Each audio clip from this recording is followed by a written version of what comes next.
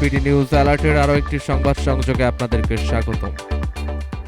আমার বুড়ো বাপকেও তুই ছাড়িসনি বলে আওয়ামী লীগ নেতাকে গণধোলাই।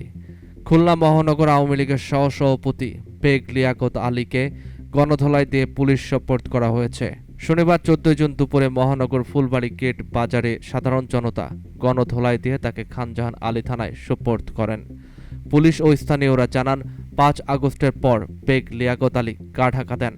তার বিরুদ্ধে বেশ কয়েকটি মামলা রয়েছে, যার মধ্যে গণহত্যা ও মানবতা বিরোধী অপরাধে আন্তর্জাতিক অপরাধ ট্রাইব্যুনালে একটি মামলা রয়েছে।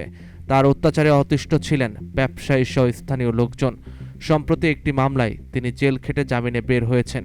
ফুলবাড়ি গেট বাজারে এলে লোকজন তাকে ঘিরে ফেলে এবং গণধোলাই দিয়ে পুলিশে সোপর্দ করে। সামাজিক যোগাযোগ মাধ্যমে ছড়িয়ে পড়া একটি ভিডিওতে দেখা যায়, মাটিতে বসা বেগ লিয়াকত আলীর জামার কলার ধরে আছেন এক ব্যক্তি। অন্যরা তাকে ঘিরে ধরে বিভিন্ন সময় স্থানীয়দের উপর বেগ লিয়াকত আলীর চালানো নির্যাতনের বর্ণনা দিয়ে গালাগাল করছেন। কয়েকজন তাকে শারীরিকভাবে আঘাত করেন।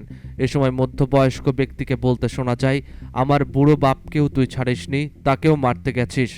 খানজাহান আলী থানা পুলিশের ভারপ্রাপ্ত কর্মকর্তা ওসি মোহাম্মদ কবির হোসেন বলেন, বেগ লিয়াকত আলীর বিরুদ্ধে একাধিক মামলা রয়েছে। তিনি দীর্ঘদিন ধরে আত্মগোপনে ছিলেন। শনিবার 1টার দিকে স্থানীয়রা পুলিশে খবর দেন। তাকে উদ্ধার করে খুলনা মেডিকেল কলেজ হাসপাতালের প্রিজন সেলে ভর্তি করা হয়েছে। চিকিৎসা শেষে তাকে গ্রেপ্তার দেখানো হবে।